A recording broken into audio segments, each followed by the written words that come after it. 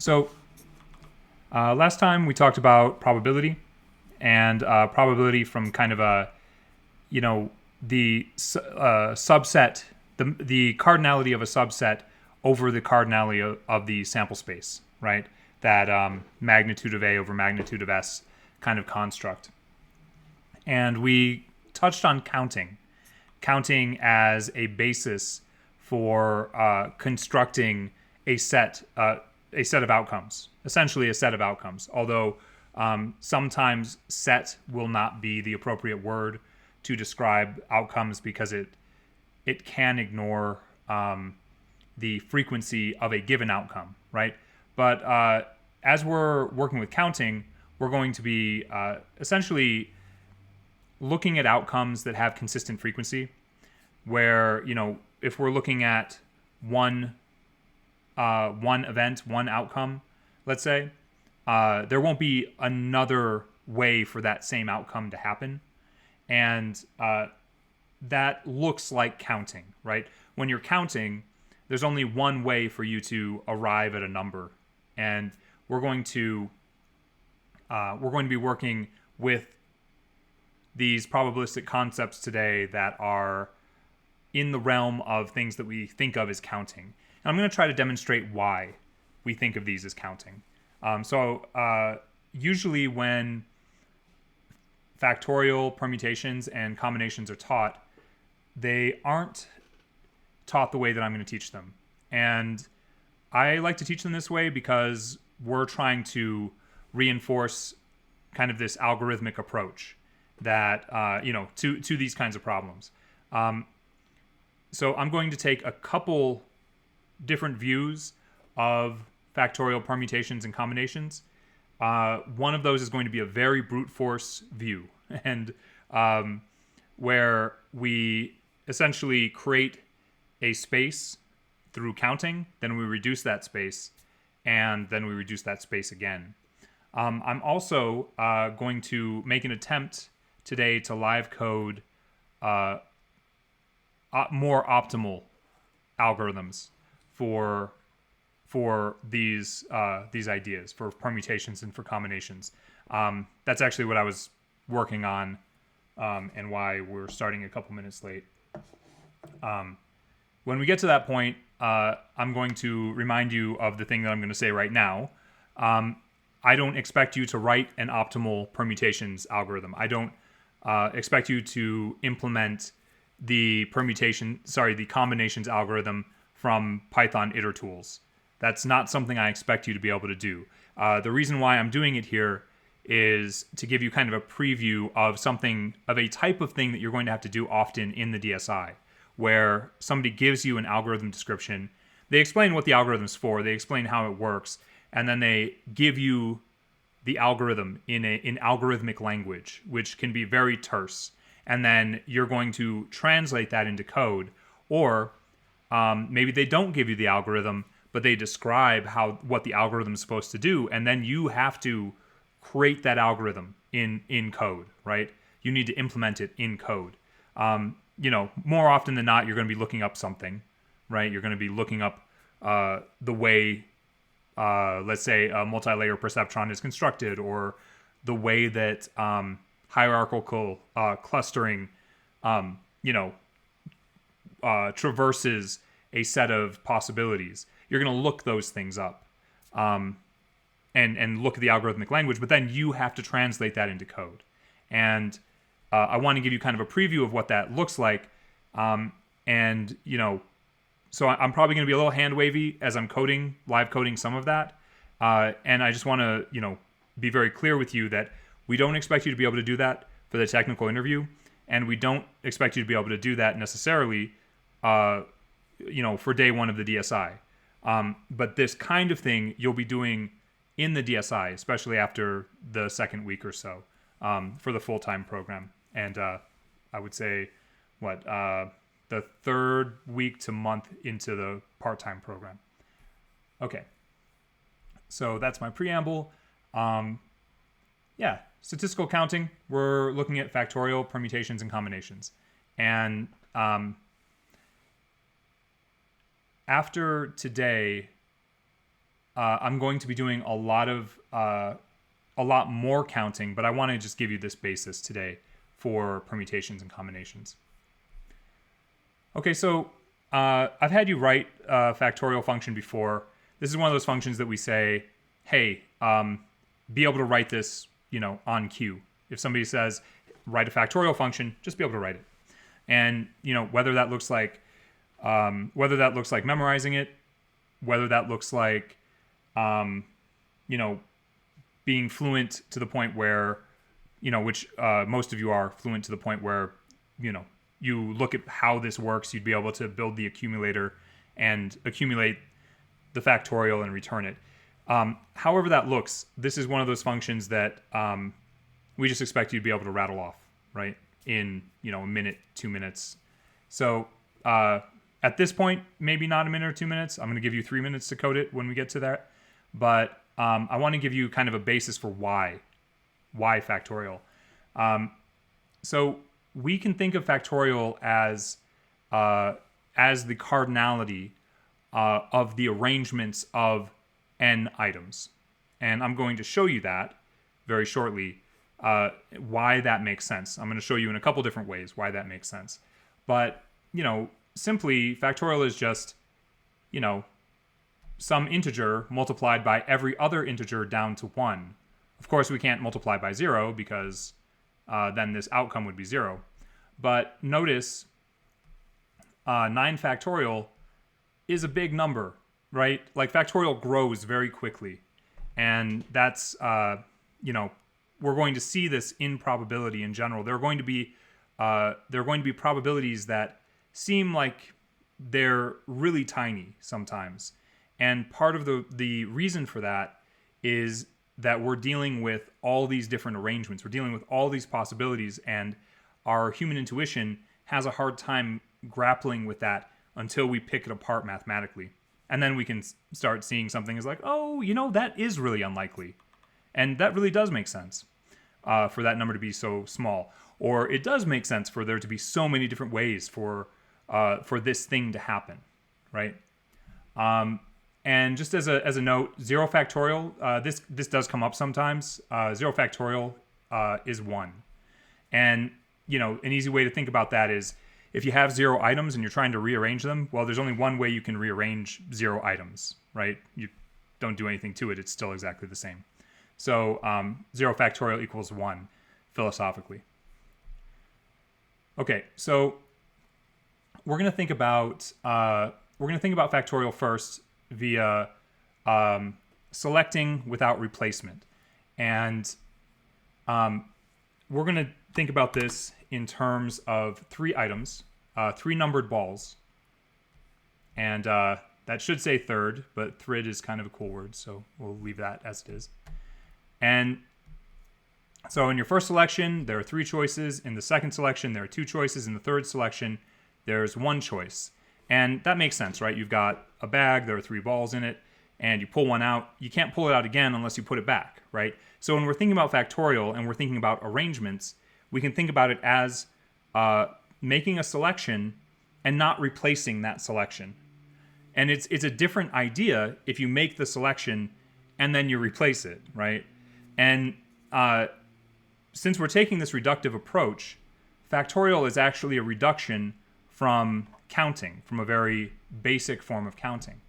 And, oh, weird. I don't know why. Oh, that's why. Okay, sorry. Still learning how to use my computer, apparently. Okay, so here are a bunch of possibilities. If you select 1 first, if you select the 1 ball first, you can't select it again, right? And then if you select 2, well, 2's out of the picture, so you get 1, 2, 3. If you select 3, then 3 is out of the picture, you get 1, 3, 2, right? So here is an exhaustive set of possibilities for selecting 3 balls out of a bag, 3 numbered balls out of a bag, without replacement. And if we look at this, well, this is just 3 times 2, 6 possibilities, or 3 times 2 times 1, which is 6 possibilities. So at this point, I'm going to have you code factorial. And let me get my terminal up. There we go. I'm going to give you 3 minutes to code it. Factorial, I like to put factorial of k, but whatever you name your parameter, you can name it num. It doesn't matter. So yeah, we'll give you 3 minutes to code that. And if you need more time, when we get down to the wire at 3 minutes, if you need more time, put a thumbs up in the Slack. And if I see a couple thumbs up in there, I'll extend the time. And no worries about that at all. Okay. So I hear Slack blowing up a little bit, so let me just check that. Why K? I think about K as something that we pass through a bunch of different functions. And because it's the same value in the binomial PMF as it is in the Poisson PMF, we call factorial on K from within those functions. So I like to often name my variables the same names as the parameters in other functions into which I pass them. So that's why I like using K, but it doesn't really matter, right? You could do factorial of n, and that would make as much sense if that helps. Okay, cool. So let's do 3 minutes, and definitely put a thumbs up if you need more time at the end of 3 minutes.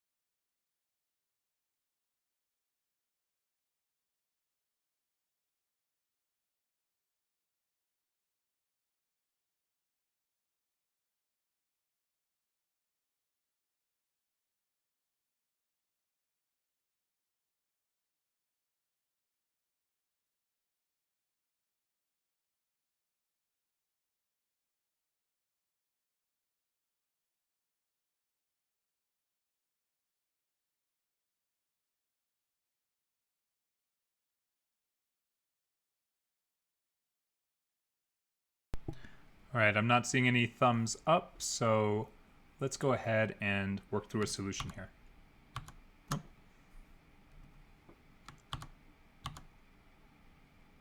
Okay, so when we're thinking about factorial, I'm just going to call it factorial.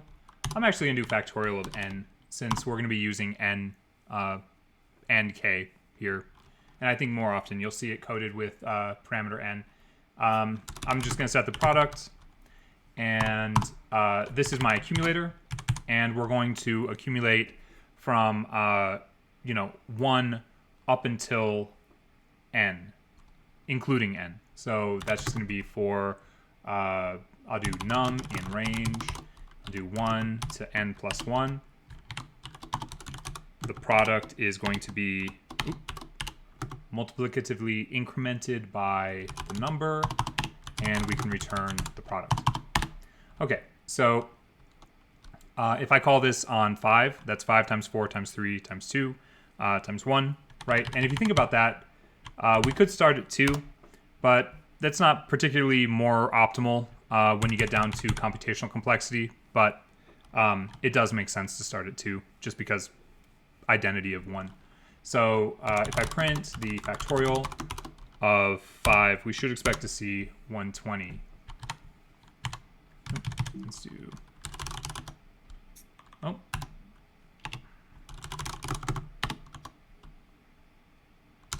Perms. So that's 120. And then we should expect to see a... if we put in factorial of 0, we should expect to see 1, right?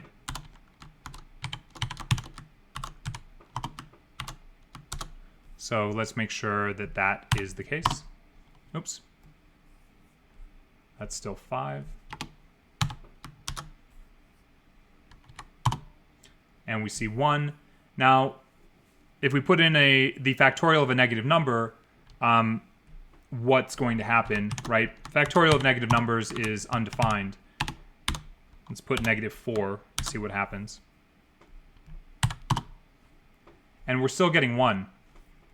So if we want to make this a little more fault tolerant, we might do something like, throw an error if n is less than 1. But let's not worry about that. I just want to point it out. Okay. So let's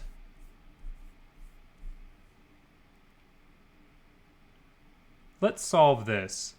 There are 10 people standing in line for beignets at the world-famous Café du Monde in New Orleans.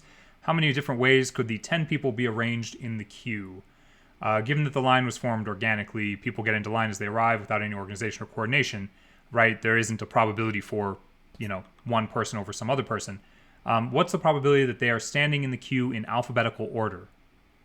Okay, so I'm going to take this text and paste it in just so that we can find this later. And I'll put 3 minutes on this. So there's 2 questions here, right? How many different ways can the 10 people be arranged in the queue, right? And then what is the probability that they're standing in the queue in alphabetical order, given that they all have names that start with different letters? So let's do this.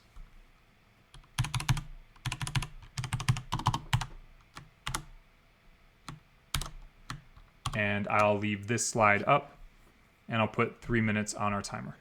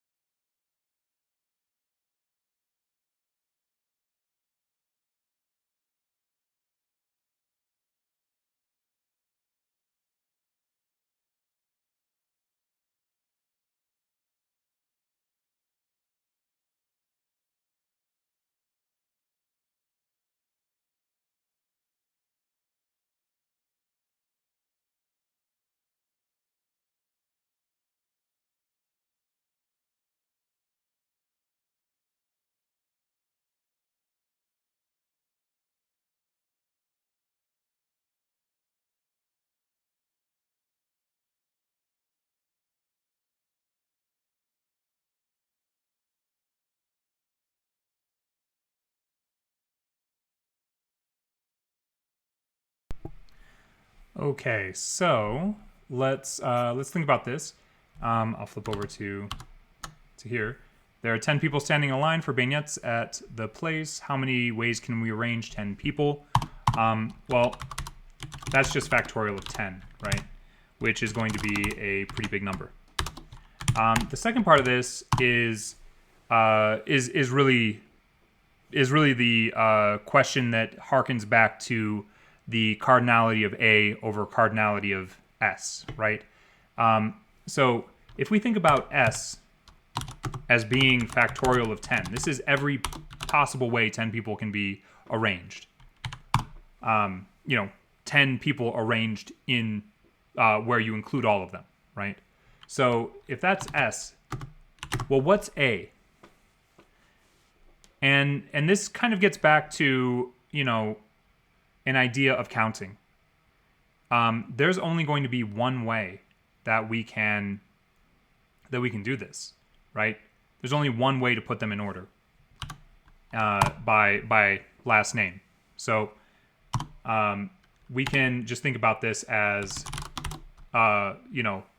magnitude. Sorry, this is the magnitude or the cardinality of A. This is the cardinality of S. We can think of this as just the cardinality of A divided by the cardinality of S. So let's look at that. And that looks, that looks right. That looks like also what other people were getting there too. Okay. So there's a question here that's pretty fun. The question, how would you refactor factorial to be a comprehension?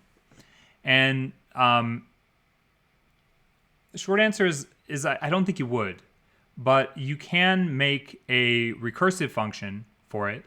And I have that here. I wrote that out really quick, and it's fairly straightforward. So it's basically a one-liner, but it's not. It's a one-liner, but it's not a comprehension. So I didn't actually test this, and I should probably test this really quick, just to make sure. Oh, return X.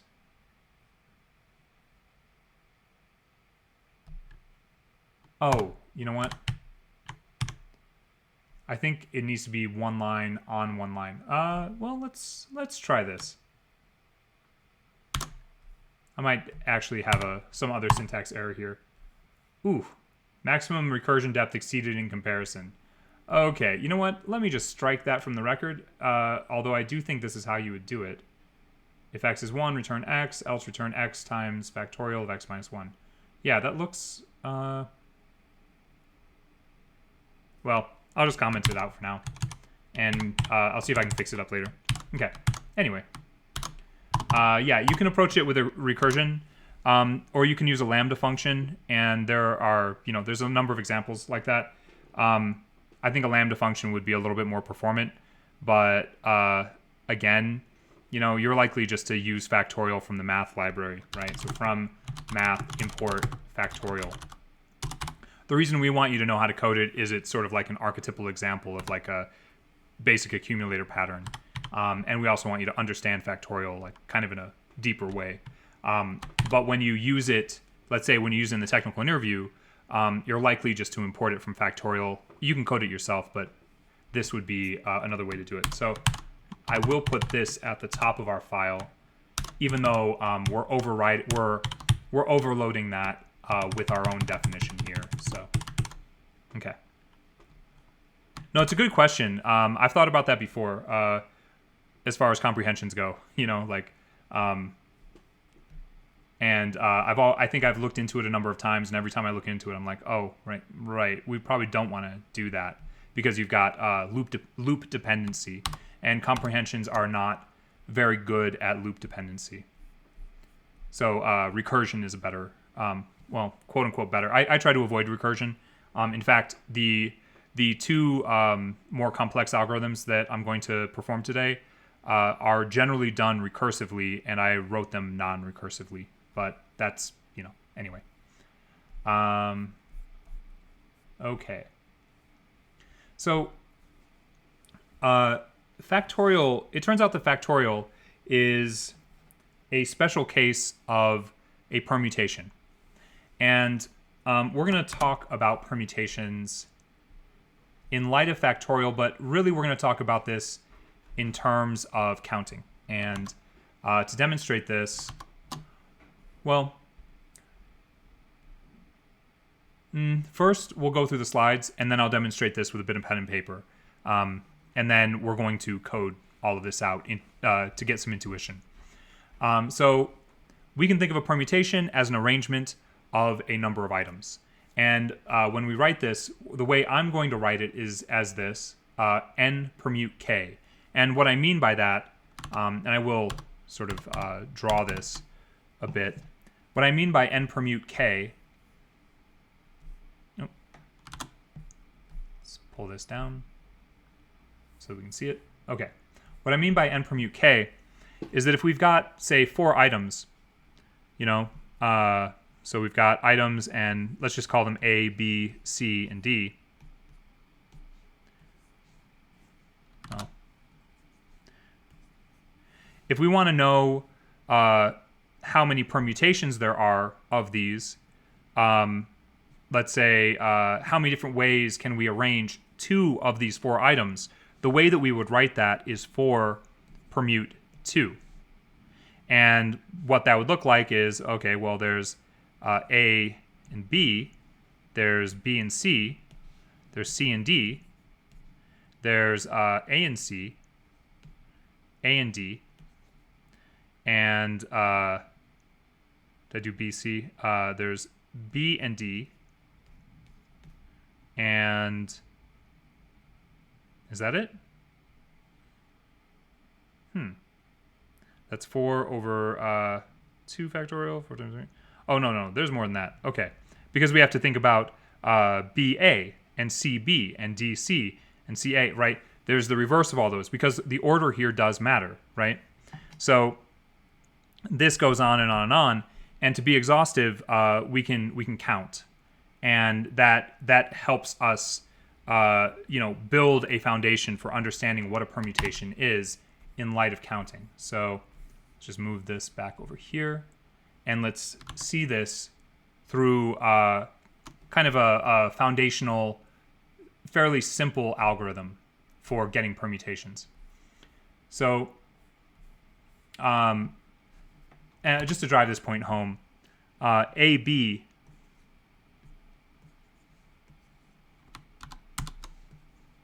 is not the same as BA. These are 2 different permutations. They're 2 different arrangements, okay? So we're going to continue with that. All right. So the way that we can approach permutations very procedurally, very brute force, is to think of the number of items, n, the number of possible items, n, as being the base of a counting system. So if we've got 3 items, and in this case, I'm going to think of these as 0, 1, and 2, right? So we've got 0, 1, and 2 as possibilities. Then we can start thinking about, well, how many different ways can we arrange those? And offhand, it seems like it might be better if we swap them, and we're going to come back to that, right? So, maybe we get 0, 2, 1, and then we swap these 2, and we get, maybe there's some way that we can swap these that would give us all the permutations. And there is. But for our purposes right now, we're going to count in a base 3 system. And to do that, we can go 0, 1, 2, and then when we get here, we're going to roll this 2 back over to 0 and then increment the next place. And implicitly, if we've got this 0 right here, this is actually 0, 0, 0, right? And then 0, 0, 1, and 0, 0, 2, and then 0, 1, 0, and 0, 1, 1, and so on. And I have all of this in a chart over here. So we can see that here, 0, 0, 0, 0, 0, 1, 0, 0, 2, 0, 1, 0, 0, 1, 1, 0, 1, 2. This is counting in a base 3 system, in trinary. Some people will call it that trinary. And when we look at this, this is actually all the different ways, all the different orders with which we could select from, let's say we're thinking about 3 numbered balls. We could select 3 numbered balls in this many different ways from a bag if we select the ball and we put it back, right? So this is everything with replacement. And, these aren't permutations because we're replacing them. And we're not rearranging them. We're taking something and we're putting it back. So we can turn this into permutations fairly easily by simply removing every item that has removing every outcome that has a duplicate item, right? So we would remove 0, 0, 0, and because there are 3 zeros, and there's duplicates of 0 there, duplicates of 0 there, of there, there. There's a duplicate of 1 there. There's a duplicate of 2 there, there, and there, and there, and there, and there, right? Through this kind of reductive approach, we'll discover all of the permutations.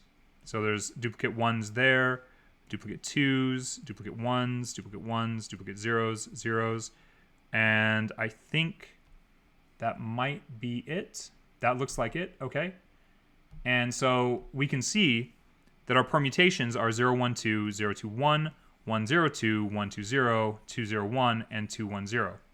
There's 6 of those. It turns out, since that's 3 permute 3, right? That's what we just did. 3 permute 3 is going to be 3p3 is going to be the same as 3 factorial. Now, let's justify that a little bit through the permutations formula that we saw above. Okay? So let me drag this over here. So we're talking 3 permute 3, 3 permute 3. This is going to be 3 factorial, right? That's our n. 3 factorial over 3 minus 3 factorial. This is where that 0 factorial equals 1 business comes in handy. So 3 minus 3 is, so this is just 3 times 2 times 1 over 0 factorial, which is 1, right? And 3 times 2 is going to equal 6. And we can see that the outcome here, there are 6 items that qualify as permutations in this reductive approach. And so we're considering k items, right? We were just thinking of 3 permute 3. And so that's this. These are all our possibilities. 0, 1, 2, 0, 2, 1, 1, 0, 2, 1, 2, 0, 2, 0, 1, and 2, 1, 0. If we're considering 2 items, interesting thing, we're still going to have 6. We're still going to have 6 permutations of 3 permute 2, right? So if our k is 2, well, then we get 1, 2, 2, 1, 0, 2, 2, 0, 0, 1, 1, 0. And we could work that out mathematically, like this is going to be 3 factorial over 3 minus 2 factorial, right? Which is 3 times 2 times 1 over 1, right? And that's still 3 times 2 is 6. So that still works out nicely. If we say k equals 1, well, we're just going to list out the items that can exist in the permutation, right? So this is just 2, 1, 0. And we can see mathematically why that would work. 3 times 2 over 3 minus 1 factorial, which is 2 factorial, right? And then we can cross out the 2 above and below. Okay, so I'm going to have you code the... we still need that formula. Thought that I had another copy of it on that slide, but I don't. I'm going to have you code the permutations formula. This should be pretty quick. You already have the factorial function. So I think we're going to do... yeah, we'll just do 3 minutes on this. I think that's fine. And yeah, it's going to be permutations n, comma, k, where n is the number of items and k is the number of items that you're selecting to permute. Okay, so I'll put 3 minutes on the timer and do your best on that.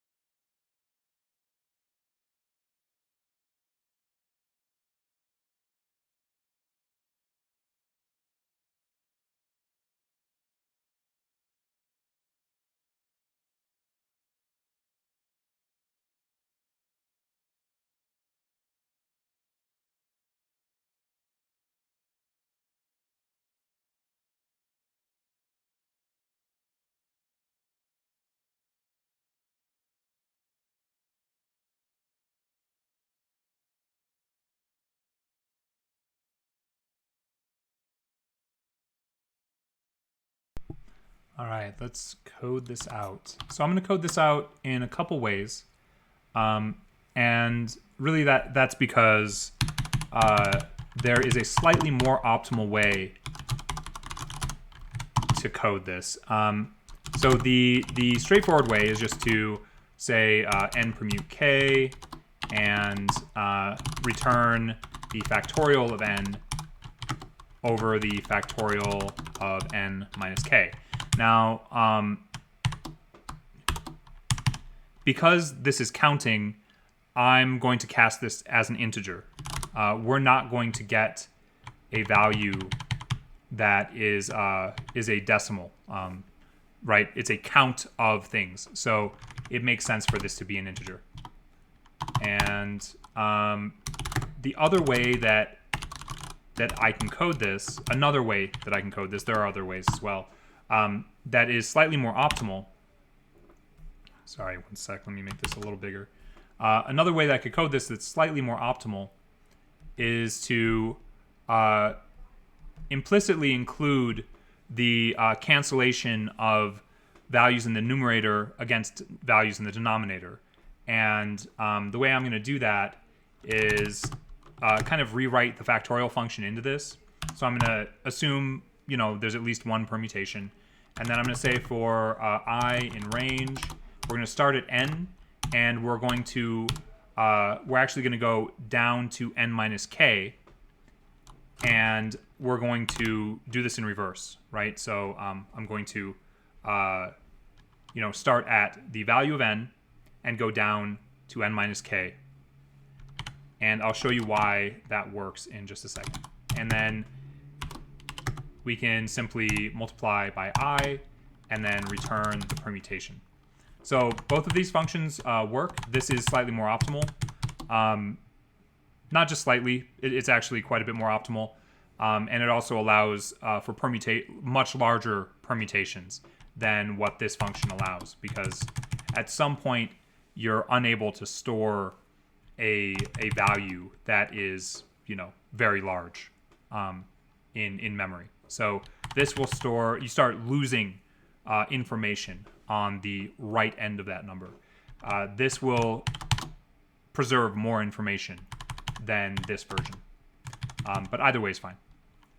So let me just demonstrate why this is the case. If we're thinking, let's say 10 permute 4. How about that? 10 permute 4. Well, according to our formula, which I'll just bring our formula in front of us really quick again, just so you can see why this is the case. So we've got our formula. All right. Okay. So according to our formula, this is going to be 10 factorial over 10 minus 4 factorial. Right, which is going to be 10 times 9 times 8 times 7 times 6 times 5 times 4 times 3 times 2 times 1. And this is going to be over 10 minus 4 factorial, right, which is 6 times 5 times 4 times 3 times 2 times 1. So in our function, let me get to that. In our function here,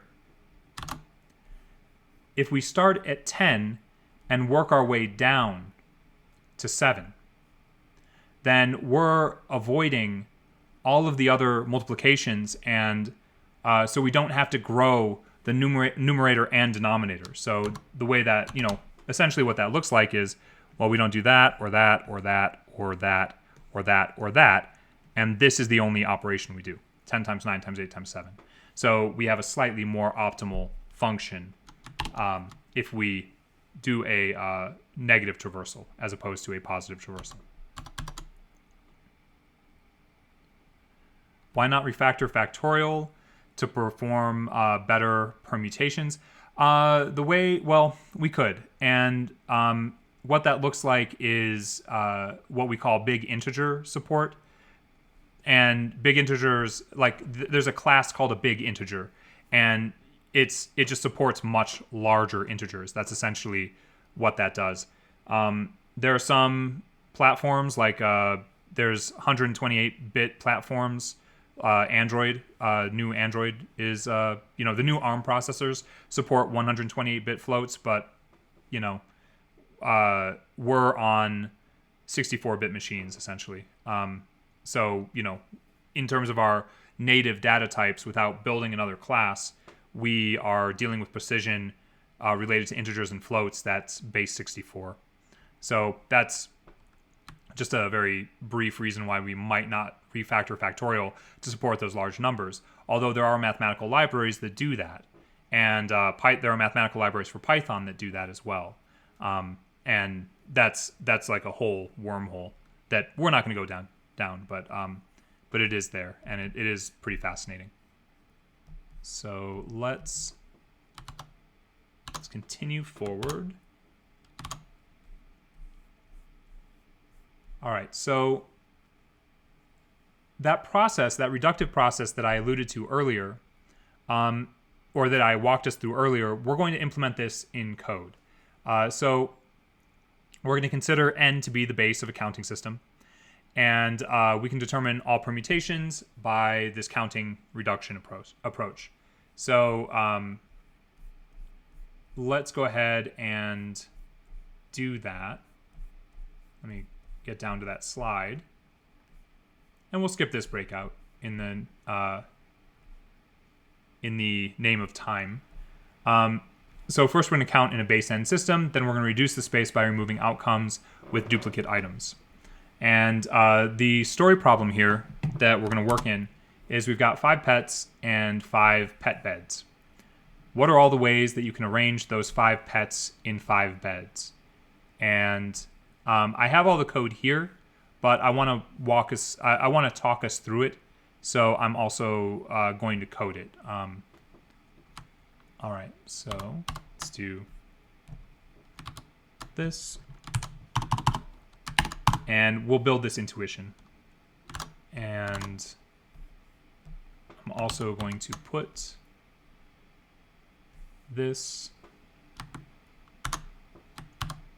story problem in here. Okay. So the first thing we're going to do is count. All right. Let's think about how to count. If we've got 5 pets and 5 beds, then we're thinking about the pets as being the base of our number system. And we're going to count in pets, if that makes sense. So I've got a list of those pets right here. I'll just paste those in. And we're dealing with a bat, a cat, a frog, an eel, and a hamster. And apparently they all feel comfortable sleeping in the same type of bed. So we'll set thinking about that aside, and we'll go from here. So the first thing we're going to do is we're going to count in animals. So let's do that. This is just a collector, right, for counting. And when we're counting, we can do this nested loop approach. In fact, that's a completely fine way to do this. Another way would be a recursive approach, but again, we're going to avoid recursion for the time being.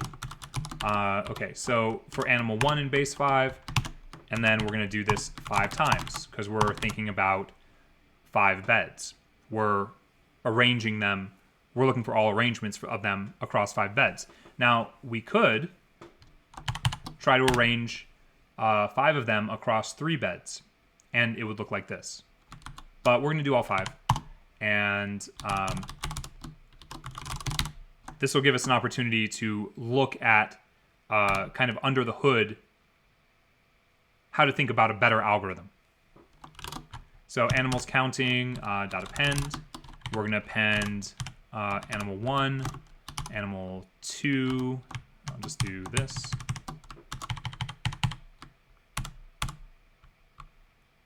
Five.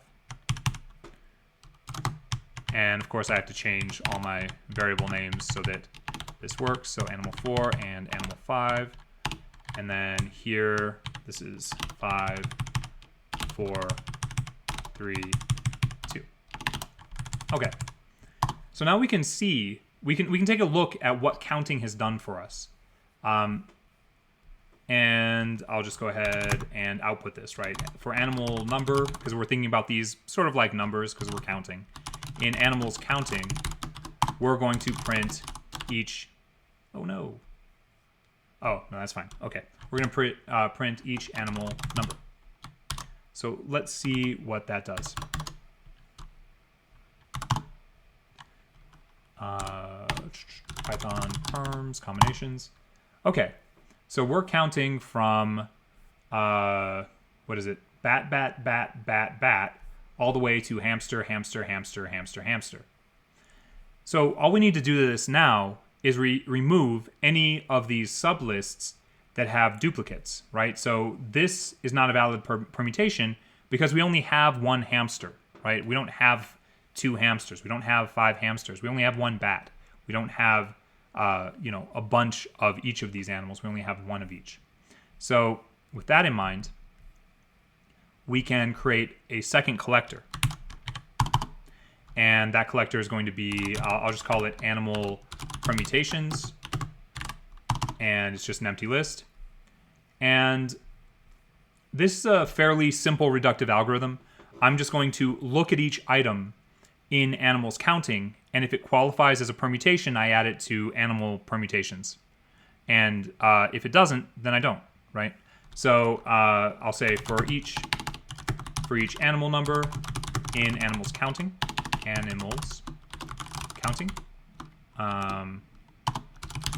I'm going to do this using a Boolean flag. If we discover it's not a permutation, then we're going to throw it away. So I'm going to do this in a couple different ways. I'm going to do this in this way here, but then I'm going to do it differently later. And I just want to include different ways of performing the same type of operation. So if for animal number and animals counting, and then there's going to be an inner loop where I check each to see if there are duplicates in each inner list, right? So for each animal and animal number, if the count of that animal number is greater than 1, then we know it's not a permutation, right? At that point, we say this isn't a permutation. And if we know it's not a permutation, we don't need to check anymore for that list. So we break out of that loop. And you might be thinking, oh, there's a better way to do this. Yes, there are better ways to do this. And there are other ways to do this that aren't better, but are equally valid. And we're going to show another one of those ways, but think about different ways that you might do this. A little bit, somewhat of this class, some aspect of this class is a little bit about optimization and giving you a sort of peek into the reality that there are often better ways to do things. But it's okay to do it in a brute force way if that is something that is computationally feasible. And I want to show that as well. So, okay, so if it is a permutation, right? And this is redundant. I don't need to say if perm equals true. I can just say if perm, right? Because if the value of this is true, then it'll perform the operation in here.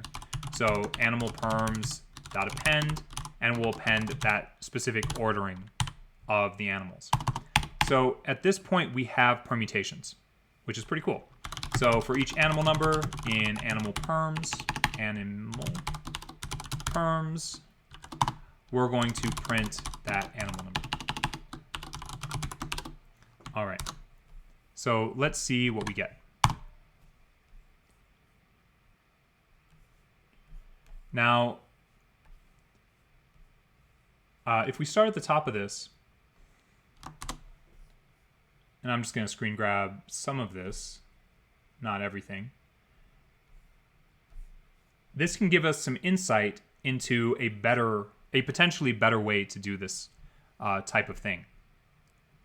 The brute force way, this counting reductive way, is fine for our purposes here and for understanding what a permutation is or where it comes from, how it relates to counting.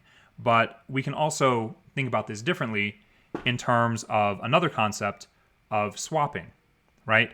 So if we look here, make sure I'm using my pen. There we go. We can see that we're swapping eel and hamster, right?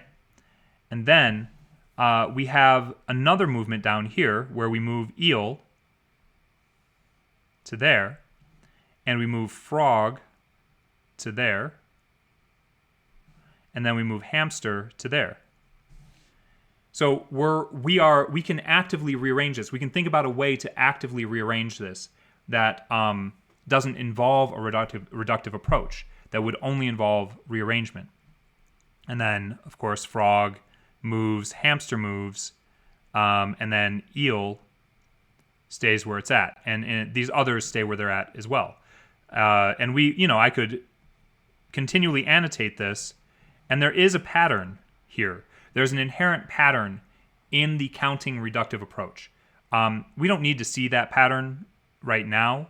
I'm actually going to I'm going to implement this using a different pattern shortly, but I just want you to see that there is a different approach to this that doesn't have to involve much reduction. Okay, so let's take a 5-minute break, and when we get back, we'll do a little bit more with permutations. I'm gonna live code a more optimal algorithm, one of the standard algorithms for permutations called Heap's algorithm. Or I'm gonna do a version of Heap's algorithm, I should say. All right, so I'll see y'all back here in 5 minutes. Yeah, See y'all in a sec. Bye.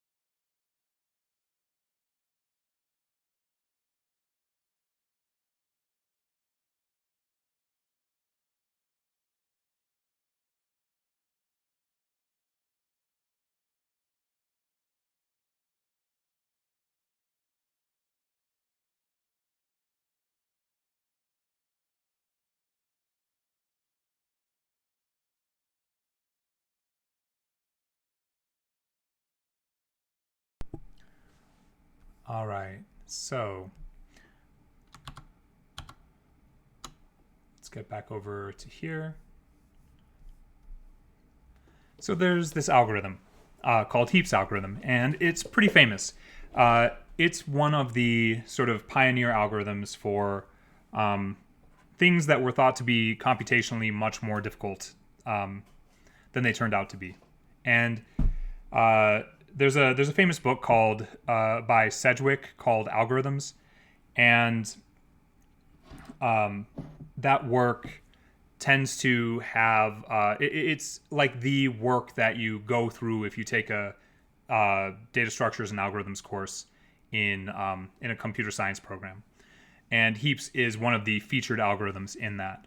So we can look at Wikipedia for this, for a version of this algorithm. And there's this nice visual, which is not that easy to see, actually. Let's see. Maybe I'll screen capture just part of it. This is generating permutations for 4 items, and that's A, B, C, and D. And so we can see a swapping pattern here. And that's what we're going to be, or what I'm going to build really quick. And I'm going to talk through it quickly, and I'm going to leave this code base in our notes for you to peruse. But again, I'm just going to qualify this again. You don't need to know how to do this for the technical interview. You don't need to know how to do this for day 1 of the DSI, but it's the kind of thing that you'd be expected to do, let's say, beginning week 3 in the DSI. Like, here's an algorithm, implement it in Python, give it apply it to some problem that you have in front of you. So we can see that there is some kind of consistent swapping pattern here. And the other thing that we can see is that there is, well, let me get back to it. There is there is an algorithm here. This is in a form of language that is fairly terse. Okay, it's not Python. It's meant to be a formal language that is not language, programming language specific. You should be able. The idea is that you could look at this and translate it into some other language, some Java or C++ or Python, as I did earlier today. So if we're looking at this, we kind of have to disambiguate it in order to understand it. I'm not going to go through all of that, but I do want to code through it and try to talk us through it as we go. Notice that this requires a swap operation, and that is taking 2 positions in a list and replacing them with each other, which looks like what we see happening over here, right? Now, the other thing to notice here is that there are 2 different versions of this algorithm. And there's a slightly more elegant version here that uses something called recursion.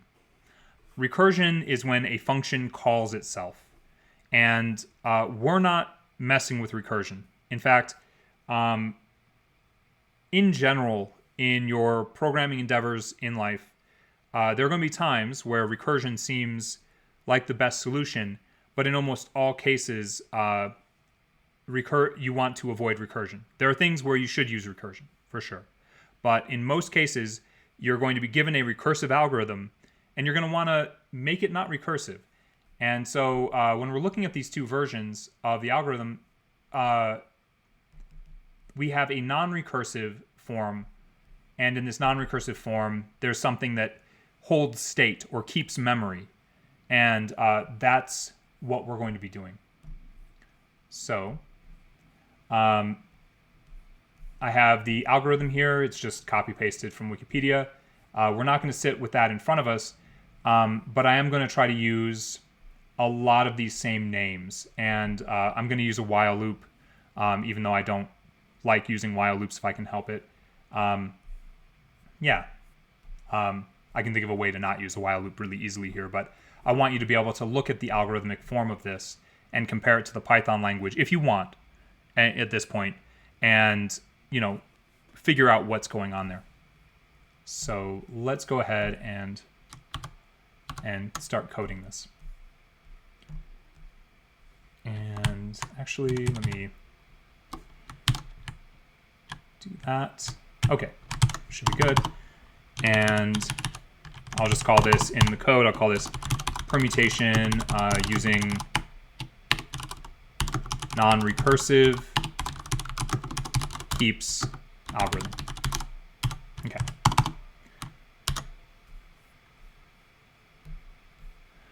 All right, and let's utilize that same list of animals. So we've got base 5 up here, and I'm not going to change this. I'm just copying it down here so we, can look back at it easily. We've got our permutations algorithm defined above, and remember we're going to be swapping items in this way forward. So the first thing I'm going to write, I'm actually just going to write a swapping algorithm, and I'm going to do this. There are better ways to do this. Well, let me not say that. There are other ways to do this, but I just want to show you how to write a simple swap algorithm where you take one item and another item and you just switch their places, right? So we're going to pass in the item. Sorry, we're going to pass in the container for the item, the list, and we're going to give it 2 indices. These are the indices of the items that we want to switch. So we'll do index 1 and index 2, and I'm going to, like I said, there are multiple ways to do this. You could write a swap algorithm that modifies the list itself. I'm not going to do that. Instead, I'm going to make a copy of the list that we passed in, and I'm going to make a temp variable. The temp variable is going to hold the item at index 2. So list sub index 2. And now I can overwrite index 2. So I'm going to take the item at index 2, and I'm going to overwrite it with the item at index 1. So this is the classic form of a swap algorithm. This is one of those things that, well, how do you switch 2 things in a list? This is how you do it in a classic way. In Python, there's a simpler way. Not simpler. There is a more Pythonic way to do it, which I don't want to show you that because I want you to think about this longhand, like creating a temp variable and then using that temp variable as a temporary container so that you can do the swap, which is what we're doing here. So after we replace index 2, well, then we can replace index 1, right, with the value that we stored in temp. And then at the end of this, we can just return that list copy. So let's make sure this works. I'm going to swap in base 5.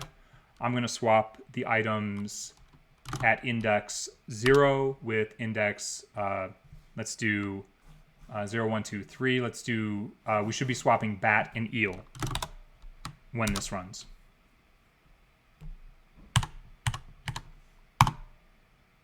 Okay, so it started off at bat, cat, frog, eel, hamster, and now it's eel, cat, frog, bat, hamster. So we swapped bat and eel.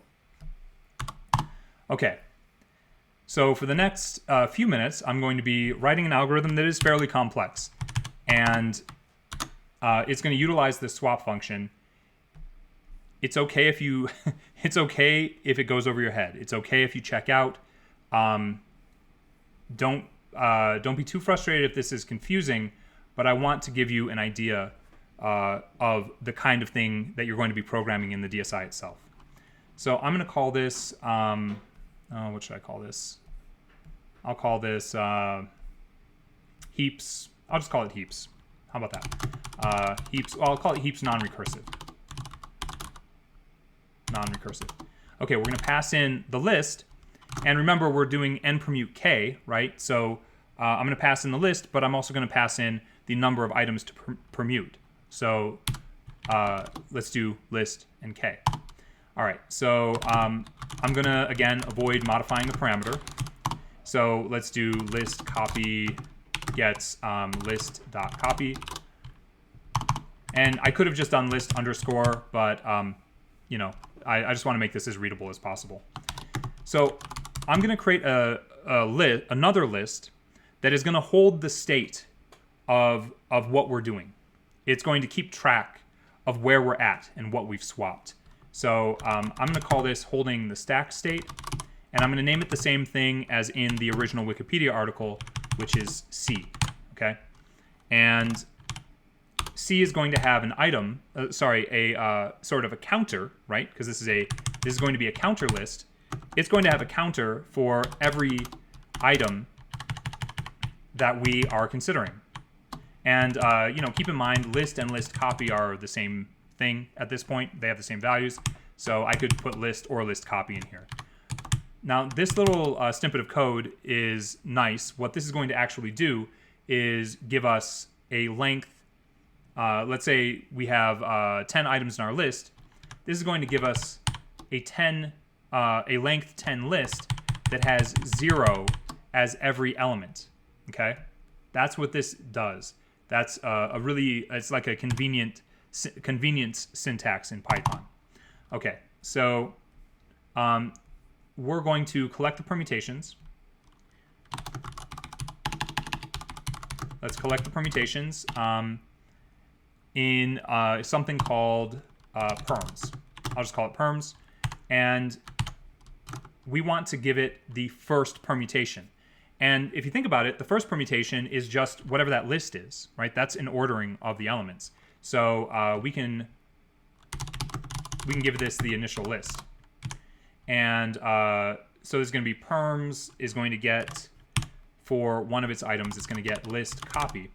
Now, we want to include the value of k here, right? K of those items. So I'm going to do list copy sub, I'm going to give it a slice up until k. Okay? So there's going to be the initial item, the 0th item in that list, up until the kth item. So that should work. All right. And then I've got this thing, I is 0. This is going to be what I would call a stack pointer. It's going to be a value that increments and then gets reset to 0, and increments and gets reset to 0. So I'm going to start it at 0, and I'll just note this acts as a pointer, and I'm going to perform a number of operations. So while this value is less than the length of list copy. How about that? So there's going to be some exit condition where I exceeds the length of our list, and that's when we know that we're done. So I'm going to reference this counter list C, and I'm going to do this periodically. So I'm going to do this every round. So if C sub I is less than I, I'm going to check if this is an even value of I at this point. Is our pointer even or odd? And I'm going to do something accordingly. So if the pointer is even, then we're going to do stuff. Okay, we're going to modify our list copy. We're going to make a rearrangement.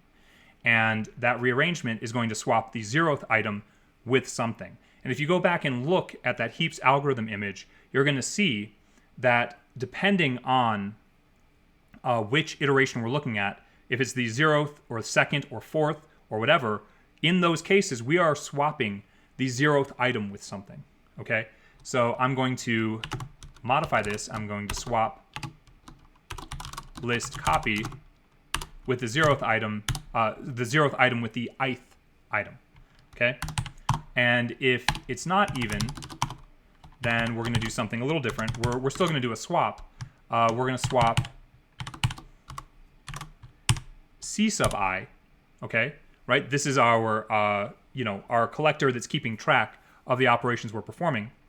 We're going to swap C sub I with the ith item. And at this point, if you're seeing what's going on, you might realize that we're going to get some redundancies. And, even though we're swapping items in this algorithm, we're going to get the same permutation multiple times. And it turns out that the runtime of this, even though it's much better than that reductive approach that I showed just previously, this is still what we call an n factorial algorithm, right? There are going to be n factorial loop iterations when we actually run this. And we could create a counter to show that. I'm not going to worry about it. You definitely feel free to play around with the code to see. Ideally, right, an ideal algorithm, a perfect algorithm, would only do this operation n times, right? It would only do this operation n times. But it's going to do this n factorial times, this whole loop. Something like n factorial times. Okay, so that list copy that I've modified, it turns out that that is a permutation. And all I need to do is append that. So I can say perms.append that list copy. And again, I want to append a subsection of that. I want to append a slice of that. So you can see here, there are going to be operations, since we're appending slices, there are going to be operations that are redundant, again. And you might think about how we could remove that redundancy. Now, since we are going to get the same permutation multiple times, I'm just going to go ahead and say, I'm going to check to make sure that this particular permutation is not already in the permutations. So if list copy sub up until k, if it's not in the permutations, well, let's put it in there. So this is the bulk of our algorithm. And the only thing that we have to do here is, make record of what we just did. So we're going to just increment the counter for c sub I. And that's going to be the corresponding position for I. So let's increment that by 1. And that's our case for whenever c sub I is less than I. Or, yeah. Okay. So if we don't meet that condition, and this is kind of the, a fun part of the algorithm, we reset our counters. So we're going to reset the state of the count state at I. Okay, so c sub I is going to get reset to 0, and I is going to get incremented by 1. So notice that as long as this is happening, we do not progress I, right? We only progress I under the negative condition here. So as soon as c sub I is equal to I or exceeds I, as soon as that happens, we increment I, but in no other case do we increment I. Okay. And that's it. So at this point, we should be able to return the permutations. And let's see if that does in fact work. Okay.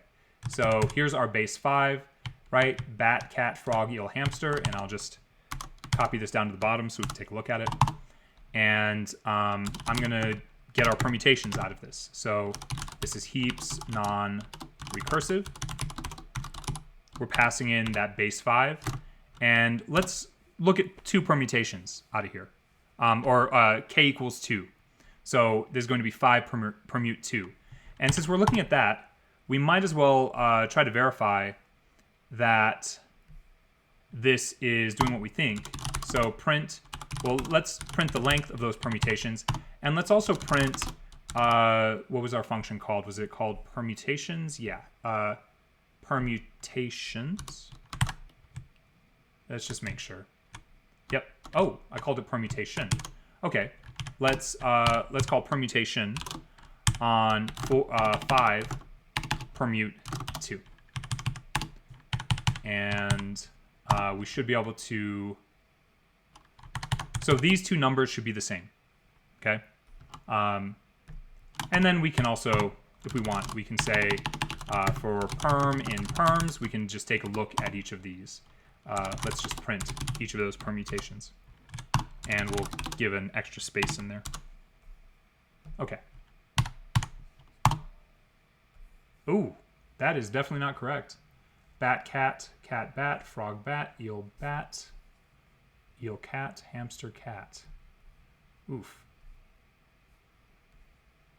Well, what is going on there? All right. This is always the danger with live coding. You end up, especially in this, since our algorithm is so kind of terse, and I tried to follow the algorithmic language. Let's just see. Let's see if that takes care of it. Oh, yeah, okay. Sweet. I just had, I think I didn't save properly, maybe. Oh, okay, anyway. All right, so bat, cat, bat, frog, bat. These are all the permutations, and we can see that we have 20 permutations of 5 permute 2. If we change this to 5 permute, how about 5 permute 4? And hopefully, and to be honest, I haven't tested this as much as I should. Hopefully, okay, it looks like it's working. We have 120 permutations that we generated, and we generated these very fast, actually. We can generate permutations much more quickly this way than we could with that reductive approach. Okay, so let's leave permutations there, and let's move on to combinations. So in permutations, order mattered, right? That's kind of the whole point. We are figuring out rearrangements of things. So let me scroll down to here. Now in combinations, order does not matter. And we can further our reductive approach with combinations by simply sorting our permutations, each of our permutations, and removing duplicates. So why don't we think about that through, we'll think about that through something very shortly. But again, order doesn't matter. And a cardinal way to think about this is a nice way to remember it. Think about five card hands in some card game, let's say poker. How many different 5 card hands can you have? Does it matter if it goes, Jack of Hearts, Queen of Spades, 9, 3, 2 of Diamonds, or if you have a different arrangement of that? Of course not. It doesn't matter how you arrange those cards in your hand when you're looking at them. That does not matter. What matters is the cards that you actually have. So something you might be realizing offhand is if we're trying to get, if we have 5, the combinations of 5 items in 5 ways, right? If we're trying to figure out what we would call 5 choose 5, there's only one way to do that. And we can work that out mathematically, actually. So in general, our n, the number of items, the base of our numeric system, should be greater than the number of items that we're trying to choose out of that, right? So, colloquially, we say combinations for all kinds of things. What are the different combinations of these? The combination of a lock, right? Of a locker room lock, something like that. It has to be in order, right? But that's not how we do this mathematically. We should really call those things permutation locks, right? Those should be permutations locks, not combination locks. So a combination lock, it wouldn't matter what order you put those numbers in, right? You can remember them in any order. You could put them in any order, and the lock should open. But so just be careful with your language around that, because combinations means that there is no order, no order guaranteed. So let's think about this problem. Well, first, I'm going to just code this really quick. This is a minor adaptation of the permutations algorithm. If we had a little more time, I'd have you code it. But as you can see, you just copy your permutations, function, and put another k factorial in the denominator. And that makes sense in a way, right? Because we're removing the permutations that have duplicate membership with other permutations. So of course we would be increasing the value of the denominator. We would be reducing our space further, and that's why we have this k factorial in the denominator. So let me go ahead and code a combinations function. And I'll call this I'll just call it combinations. Def combinations. And I'm going to code this in two ways again. So this is n choose k, right? We generally see it like this, n choose k. And so if it's, just to drive that home, if it's 5 card arrangements, sorry, if it's 52 cards in a deck, and we're talking about poker hands, 52 choose 5 would be the way that you write that, right? And that would be 52 factorial over 52 minus 5 factorial multiplied by 5 factorial. And we're not going to do that by hand. It'd be a lot. It's a big number. Okay, so we can just return the factorial, factorial of n divided by the factorial of n minus k multiplied by the factorial of k. And again, because we're not going to have a fractional count here, I'm just going to cast all of this to an integer. So that'll work. The other way, another way that you could do this that would be slightly more optimal would be to say def combinations, and we can do something similar to what we did before. So this is for I in range, n minus k, and decreasing by a -1, right?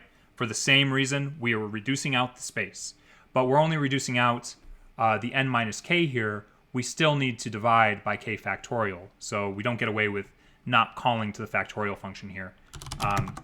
So multiplicatively increment the permutation, and we can return the permutations divided by the factorial of k.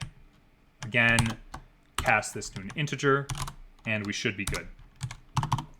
So if you've ever wondered how many different 5-card combinations you can have in a 52-card deck, that's something that we should be able to answer now. So combinations of 52 choose 5. Now let's see what happens when we run this. All right, that's a lot, right? That's 2,598,960. That's a big number. Let's just make sure that that's doing what we want. Okay, great. The thing is, that number is a little smaller than I expected it to be, but it is correct. Yeah, I don't see anything wrong with my code, so that should be correct. Okay, so if we're going to take this idea and try to make it intuitive, let's just take that same approach that we used with permutations, right? And let's see, I think I might have a slide on that. Otherwise, I'll just make it up. Okay, here we go. So here are the steps we're going to take. We're going to do the same thing we did with permutations for these first 2 steps. And that gets us our permutations, right? And then we're going to sort each of our sublists, right? We're going to sort each of our sublists, and then we're going to remove duplicate sublists. So offhand, you might be thinking of how to do that, and really we're just going to add another for loop to what we were doing before. So I'm going to call this an expensive counting approach, because this is going to be computationally expensive, and that's okay for where we're at right now. So I'm going to actually copy this problem statement as well. Okay. So we'll do that. And I'll just put all of this in quotes. So out of a set of 11 basketball players, only 5 can be on the court at a time. What are all the combinations possible for that basketball team? So this is our expensive counting approach. And let's take a look at how we do this. So first, let's think about how many combinations are we going for. So we should be able to see combinations 11, choose 5, right? So let's just take a look at that first. Oops. So we'll print the number of combinations that we're expecting to see. Okay, 462. That sounds right. Guess we'll find out. I'm going to write all of this into a function, and this is one of those functions that it's only going to do one thing. Honestly, it's only going to give us 5-player combinations for an 11-player team. So first off, let's think of the players in terms of being numbers 1 through 11. Okay, so 11 numbers, and let's just do a list of a range between 1 and 11. And I have to be inclusive here, so I'm going to say 11 plus 1. So let's get every arrangement of 5. So we'll set our possible 5. And this is our counting. I'll call this counting in base 5. So our possible 5 is going to have a collector. And then we say for I in 11 nums, right? And we copy this 5 times. And at the end of that, we'll say possible 5 dot append, and we're going to append this sublist I, J, K, L, M. And then, of course, I need to update these M, L, K, and J. Okay. So this is our numeric system. This is our base system, right? So I'm going to say for 5 in possible 5, we're going to print the 5. Now, these are not permutations, right? This is counting in a base 5 system. We're excluding the 0 in our base 5. Oh, did I not print that? Interesting. What am I missing here? Oh, I'm not calling the function. That makes sense. Okay. So let's actually call that function and get some output. Okay. So notice we're counting from 1, 1, 1, 1, 1 to 11, 11, 11, 11, 11. So this is just counting. But of course, we don't have 2 player 11s. So we need to get rid of those duplicates. That's easy to do. We've done that before. So just comment that out, leave it in so you can reference it later. Here's where we get our permutations out of it. So we get our permutations for, how about, sorry, that's a collector.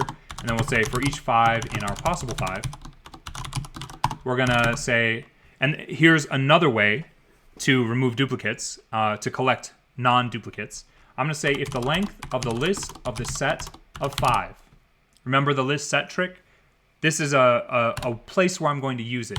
If that length is the same, if it's 5, right? Because if we remove a duplicate here, then it's going to decrease the length of the list. So if this evaluates to true, then we know that it's a permutation and we can append that 5. So that's just a little bit more elegant. And then we can take this code snippet and just adapt it a little bit and say for 5 in our permutations. And we should be able to see our permutations now. And we do, in fact, have permutations. So that's great. Now, we can further reduce the space here.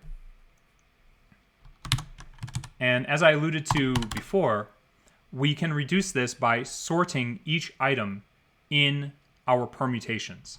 So I'm going to build a collector for our combinations. So comms, and then we're going to say for each 5 in our permutations, we can get a sorted 5. And instead of removing here, I'm just not going to add anything that is a duplicate. So I'll say if the sorted 5 is not already in the combinations, then I can append it. Coms.append, and I'll append the sorted 5. Okay. At the end of that, I can just return our combinations. Now, at this point, this should work unless there's an error. So let's do let's call this 5 coms, and let's say for each 5 in 5 coms, let's print those 5, and let's also print the length of 5 coms, and let's print combinations of 11 choose 5. There is a chance there's an error in here that I don't know about, but these should line up. The length of 5 coms should be the same as the combinations of 11 choose 5. So let's take a look at that. Those do line up, 462, so that's really nice. And we get a view into how our combinations are constructed, and there is something of a swapping happening in here, but it turns out that a more optimal combinations algorithm, more optimal than this reductive approach, often just includes permutations, right? It takes something like Heap's algorithm and then sorts each item and trims it out, right? That's a way that we could write a better combinations function. A function that returns all the combinations as opposed to the mathematical function, right? So this is one approach.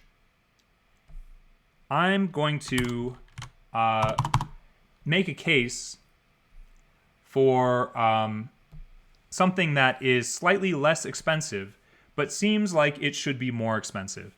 And I'm going to call this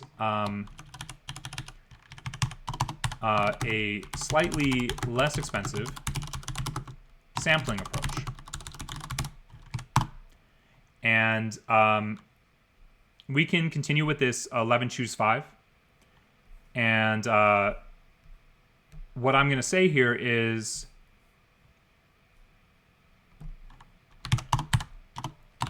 we can sample 5 players from our list of 11, okay? And we can keep doing that until we reach our 11 choose 5 combinations. Okay. To do this, I'm going to randomly select players, right? This may seem like it has a lot of overhead, but interestingly, it will run very fast. And it can actually be a way to approach solving really big combinations, right? If we were to do a 21 choose 5 problem here, which is more like, basketball squads tend to be like 21 people, I think. Oh, I might be misremembering that. Let's say that that's the case. So you have 21 people choose 5. There are so many combinations there, and it actually starts approaching something that's computationally not that friendly. And a sampling approach for that happens to often work better than a counting approach, especially if you're trying to get a pool of combinations out as opposed to an exhaustive list of combinations.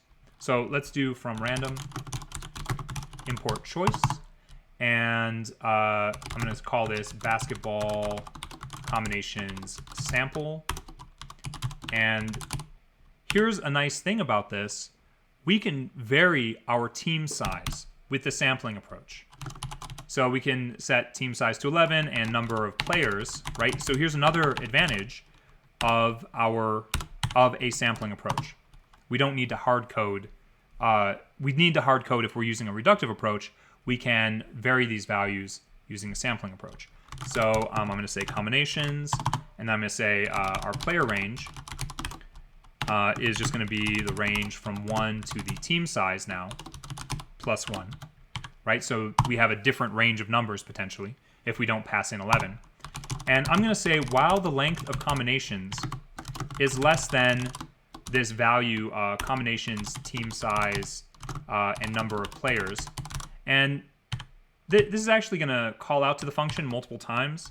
But instead, maybe I'll just do this. So I'll call this number of combinations and do that. So while the length of combinations, our collector, is less than the number of combinations that we expect, then we're going to continue doing this, right? We're going to get a player combination, and we're going to build that player combination, right? So while the length of the player combination is less than the number of players that we want to have on the team, right? So while that is less than the number of players, we can get a player, right? So here's a player number that we're going to randomly select from our player range. So we can get a choice out of that player range, and we can say if the player num is not in that player combination, then we can add that player in. So that player combination is going to get that player num. Okay. Now, the next step of this is we just check to see if that combination already exists. Now, in our combinations, in our player combinations, right? And how do we make sure that we don't pass in a different permutation of the players while we sort, right? Similar to before, we can just say player combination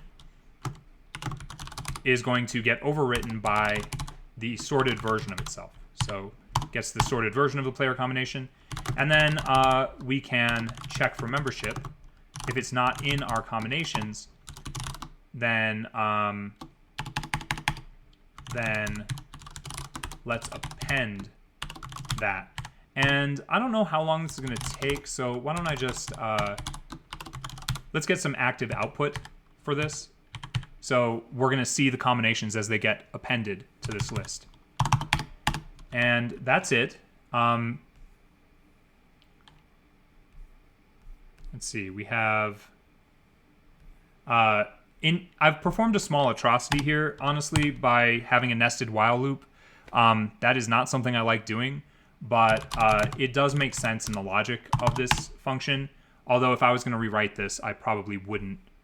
I wouldn't use a nested while. I probably wouldn't use whiles at all. I'd use 2 for loops. Okay, so let's set our team size to 11. Let's set the number of players to 5, and let's print the length of the basketball combinations samples and pass in that team size and the number of players. And okay, so we're going to see active output. This will get us the final result, although we may actually kill this operation instead of letting it run all the way. But we will see combinations as they arise. And maybe at the end of this, we can just take a look again to make sure that this is working correctly. So team size and number of players. Oh, well, it's only 462. So that totally... ooh, there's something a little broken in there. Interesting. I'm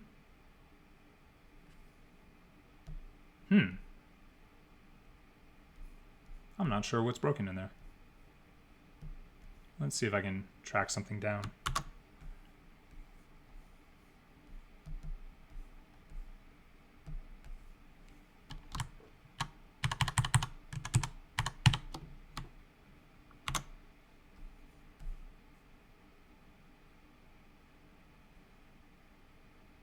Okay, let's try that again.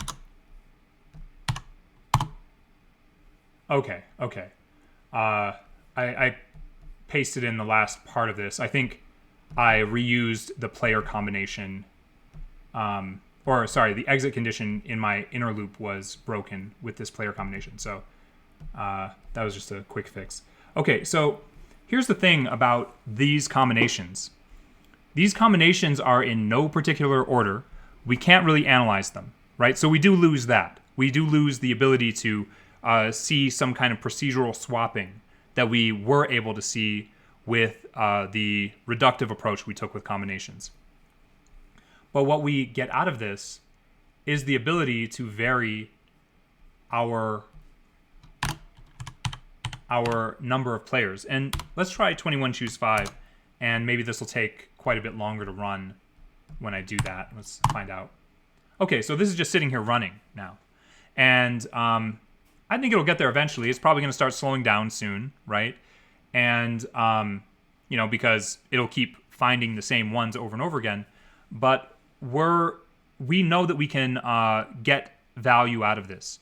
We could put a break condition on that while loop and say, well, we just need, like, I don't know, 600 or 700 combinations. We don't really care which ones we get. And this sort of approach would definitely work, right? That's one of the beauties of sampling, is that we can get that sort of thing out of this. Okay. So I'm going to try to do something in this last bit of time. I know this is a bit of a whirlwind. And I just want to read... Oh, hey, that finished. So there were 20,349 combinations of 21 choose 5. So that wasn't quite as much as I thought it would be, but that's great. Okay, so I want to reiterate this. This lecture is not about you knowing how to write Heap's algorithm or write an optimized combination algorithm. Okay, it's really about you seeing that there is a brute force way to do something, and that's legitimate. And then there is a sampling brute force way of doing something, and that is also legitimate, right? And then there's an optimized way of doing things, and you don't need to do that at this stage. And often you don't need to do it even in production. It's good if you do, right? It's good if you learn the optimal way of doing something, but if you can get to a solution, often that is fine, regardless of what the computer scientists say to you about that. Because, you know, every once in a while, you'll put some code somewhere and some computer scientist will come along and say, hey, you didn't do that optimally, and I'm angry at you because of that on some ideological principle. Don't worry about that. Write code that works. Get your code to work as best as you can, right? And look at the results of it. And then start refactoring. You know, try to make it better from there. There's a whole universe of algorithmic theory that you can jump into. You know, treat it in the way, like, learn as much as you need to learn for the problem at hand, and don't give yourself any, like, self-abuse around, well, I'm an imposter because I can't write the most optimal code. That's just not reality for people in the field. There are some people who have to work constantly in optimization because that's what they do. But you know, if somebody has a chip on their shoulder, don't worry about it. Write code that does stuff and make it better as best you can. And that's really how most of us are living in this world. So let me see.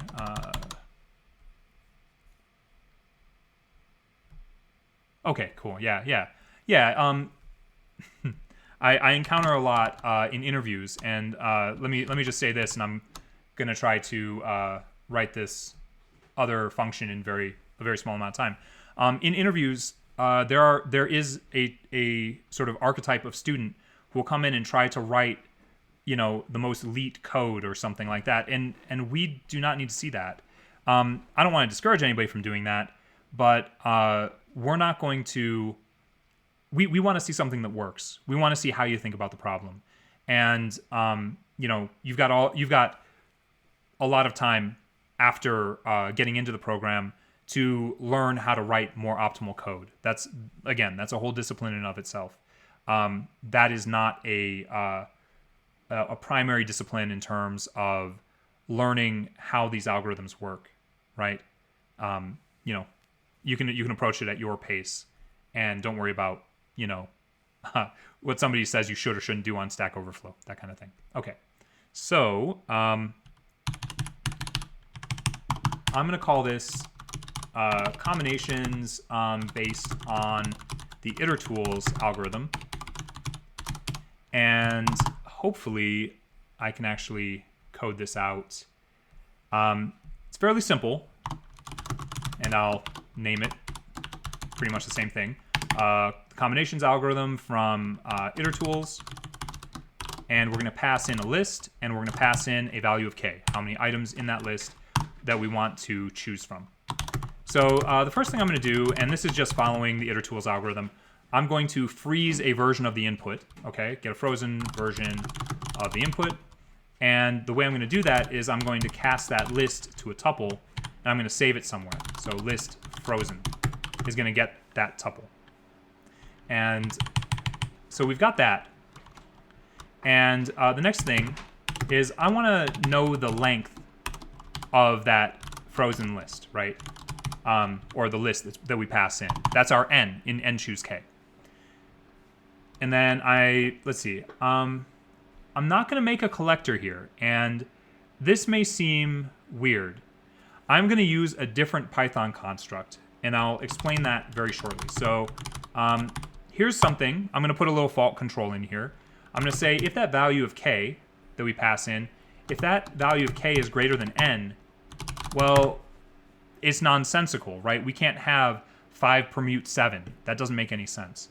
So, all right. So now I'm going to collect the indices from the range of k, all right?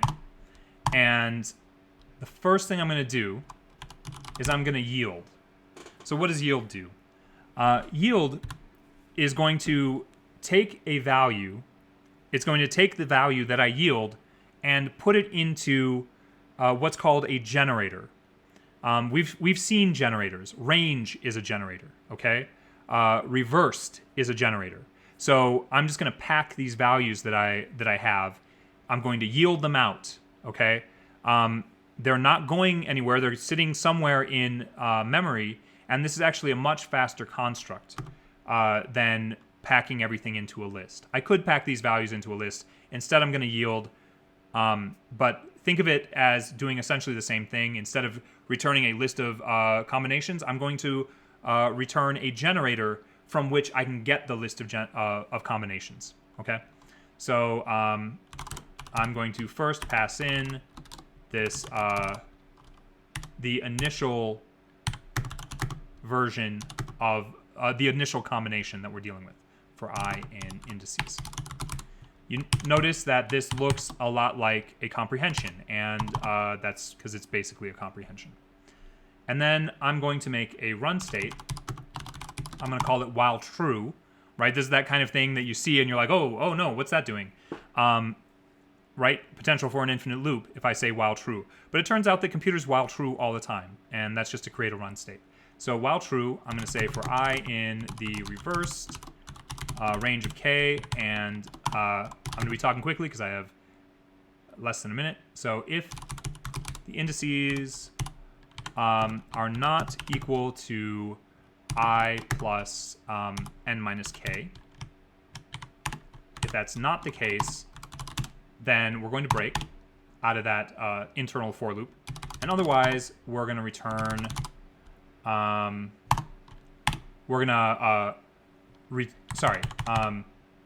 Otherwise we're going to return.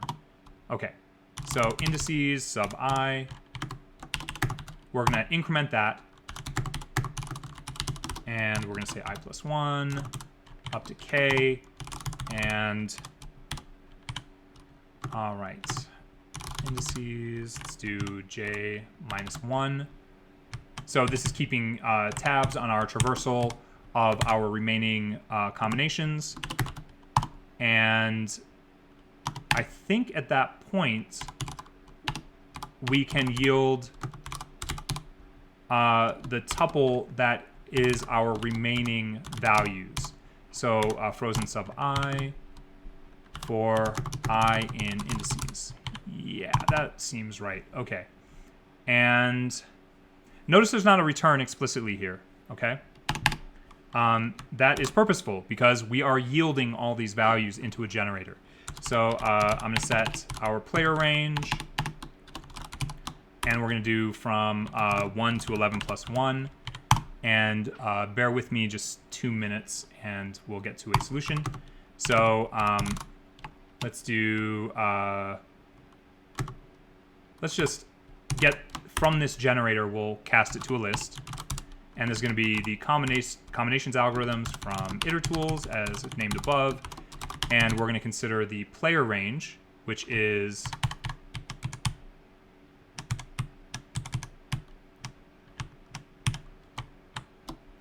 this. There we go. That's going to be the player range, and we're going to get 5 players, right? 11, choose 5. So we're packing that into this C for combinations, and we can see if that works. Okay, so for combination in C, let's print the combination, and barring any glaring errors, this should give us a list of combinations. Oh, range object is not callable. Well, that's, where is that? That is on line 269. I know what error that is. List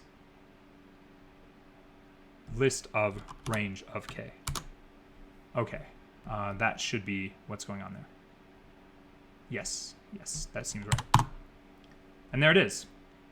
That is a better combinations algorithm. See how instant that was? If we put in 21, if we do 21 choose 5,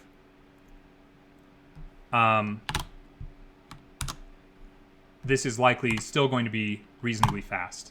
That, like, nearly instant. There was a slight bit of delay. Thanks so much for bearing with me with that last function. Again, I just want to show you some optimal stuff. And definitely feel free to pick through that code and try to understand it, and reach out to me, ask questions about it. But also don't see it as necessary at this stage, right? This is to give you a sense of what is out there, what's waiting past your kind of elementary phase of learning how to code. And yeah, let's call it there. Thanks so much. Feel free to sign